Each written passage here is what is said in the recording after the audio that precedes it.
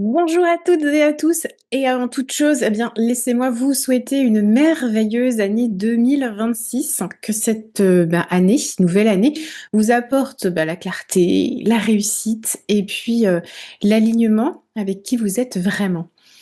J'ai envie aussi de prendre quelques instants pour souhaiter la bienvenue à toutes celles et ceux qui nous rejoignent, parce que vous avez été très nombreux à intégrer la communauté dernièrement suite à mon guide sur l'ère du feu sacré.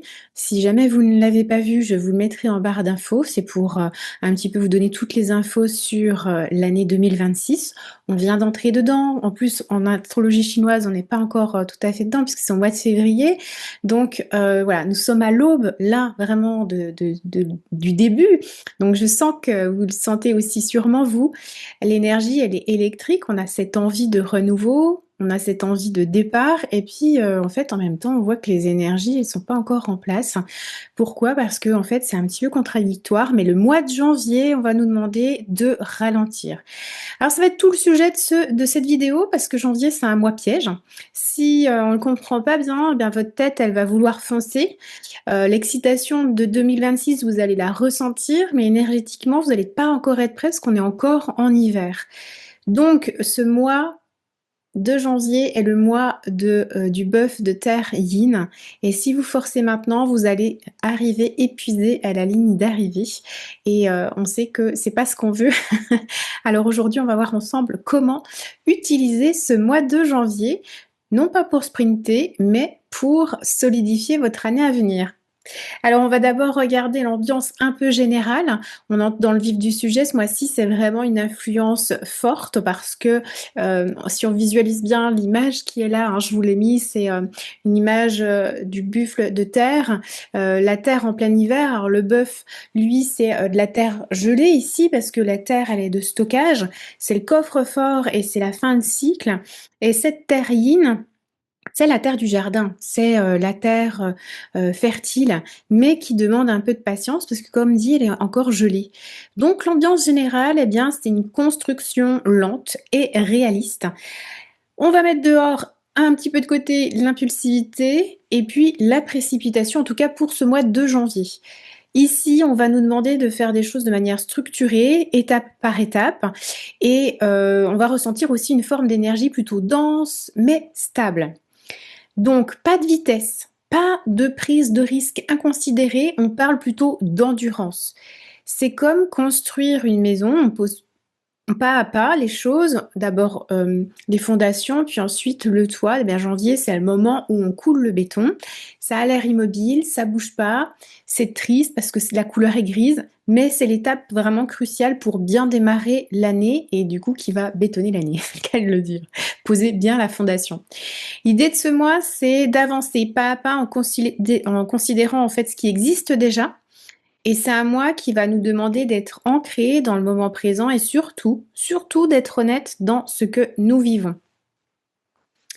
Au niveau du mindset, au niveau de l'état d'esprit, c'est vrai que ce mois risque de vous faire sentir un peu l'immobilité, voire la stagnation. Et ça, je sais, on n'aime pas du tout. Donc je sais que pour beaucoup d'entre vous, en fait, surtout ceux qui ont beaucoup de feu dans leur carte ou de bois dans leur thème, eh ben, ce mois peut paraître frustrant. Certains vont me dire d'ailleurs qu'ils ressentent déjà dans les études que j'ai faites pour ce début d'année. Pour ceux que j'ai eu en séance, on voit que vous étiez déjà pas très OK avec cette sensation de lourdeur et que vous la ressentiez déjà. Mais en fait, c'est pas de l'immobilité, c'est plutôt, faut la voir comme de la stagnation. Au lieu de voir ça comme un frein, il faut vraiment voir ça comme une terre noble qui va vous permettre en fait de vous ancrer. Et le buffle de terre yin ancre les choses dans la durée et de manière stable. Et combien d'entre nous souhaitons ça au quotidien? Donc profitons-en sur ce mois de janvier. C'est le moment de faire le tri, de regarder les dossiers que vous avez en cours, vos relations, les habitudes que vous voulez plus que vous avez eues en 2025 et que vous ne voulez plus en 2026. Qu'est-ce qu'on garde? Qu'est-ce qu'on consolide? Qu'est-ce qu'on laisse derrière avant d'entrer sur l'année du cheval qui sera en février? Et utilisez donc janvier pour préparer vos structures, Voilà, je pense que c'est déjà bien de ne rien lancer comme projet pharaonique sur janvier. L'énergie n'est pas là pour l'expansion visible, elle est là pour la solidité intérieure. Et puis, bien sûr, on va y venir, mais côté cœur, eh bien, sur le plan affectif, l'énergie du bœuf, hein, c'est pareil, a une saveur très particulière en amour. On ne va pas se sentir sur le plan émotionnel très satisfait. C'est pas, vous voyez, le bœuf dans le signe astrologique, c'est pas le signe le plus démonstratif de la terre, quoi. Hein. Donc petit avertissement pour vous, mesdames, plutôt parce que en général les femmes ont un peu plus de sensibilité. Si vous attendez le big signe de votre homme, la déclaration enflammée ou que votre conjoint vous saute au cou quand vous rentrez ou le matin quand vous partez, vous n'allez pas être très satisfaite sur ce mois de janvier, je vous le dis, parce que le bœuf, il est plutôt réservé, il est lent, il est plutôt intérieur. Mais c'est le mec sécure. Et ça, mesdames, je sais qu'en séance, je vous entends tout le temps me dire, oui, moi je veux un homme sur qui je puisse me reposer, qui est stable. Ah bah là, vous allez être servi. Parce que là, le mois de janvier, c'est le cadre rassurant par excellence pour les relations sentimentales. C'est l'énergie de la fidélité et du soutien. Donc, comment vous allez me gérer ça? Eh ben, si vous êtes en couple, profitez-en pour structurer ce qui doit l'être dans votre vie. Alors, ça va être plutôt des choses attenantes à votre couple, les projets immobiliers, la gestion du foyer, la routine aussi. Vous pouvez la changer ou l'adapter. Et c'est le moment de consolider votre couple, pas de chercher les étincelles artificielles. Ça, vous l'avez eu normalement sur l'été 2025. Et pour les célibataires, c'est peut-être le moment de faire la grande rencontre. Quand on me dit, moi, je veux savoir si je rencontre quelqu'un de manière stable pour construire ma vie, là, les célibataires, je vous attends, c'est peut-être le moment. Là, il va peut-être falloir vous montrer présent pour, en tout cas, aller déclencher ça. En tout cas, c'est une belle période pour faire cette rencontre stable et durable.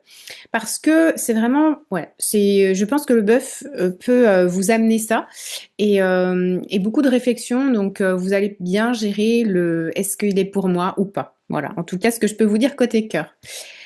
Côté business, côté professionnel, c'est la même logique en fait. Janvier, c'est le mois de l'administration. D'ailleurs, on fait souvent le bilan au mois de janvier.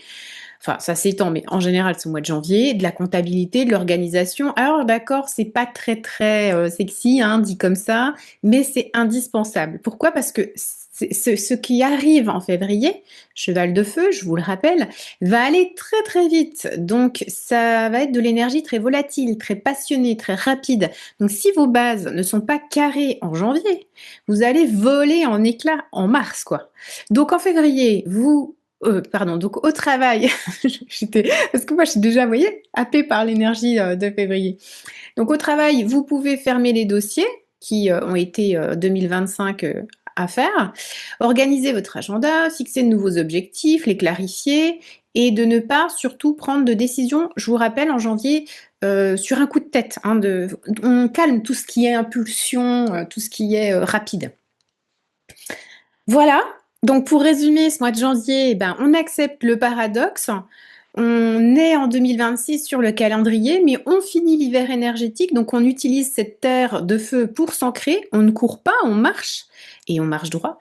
Et janvier est là pour solidifier votre année à venir. Donc prenez le temps. Si vous vous reposez et structurez maintenant, vous aurez toute l'énergie nécessaire pour chevaucher le cheval de feu dès le mois prochain. Le mois prochain, on va voir ce qui se passe. En tout cas, moi, je vous reparlerai un petit peu de ce qui arrive au niveau du programme, parce que je vais vous accompagner saison après saison, enfin, surtout avec les éléments aussi qui caractérisent chaque saison. Je vais vous accompagner à mieux traverser tout cela en paix avec des rituels, des soins, des guidances, des pensées, des structures, tout ce qui va vous falloir en fait pour naviguer correctement chaque saison et ne pas vous enflammer trop rapidement avec cette année du cheval de yang en plus. Donc voilà, mais on en reparlera. Et du coup, dites-moi si vous sentez déjà bien ce mois de janvier ou si vous sentez de la lourdeur. J'aimerais bien savoir ça en commentaire parce que ce mois de janvier m'a l'air très très intéressant et très passionnant avant d'entrer pleinement dans cette année de cheval de feu. Donc je vous souhaite encore à toutes et à tous une très très belle année de construction et on se retrouve très vite. Prenez soin de vous.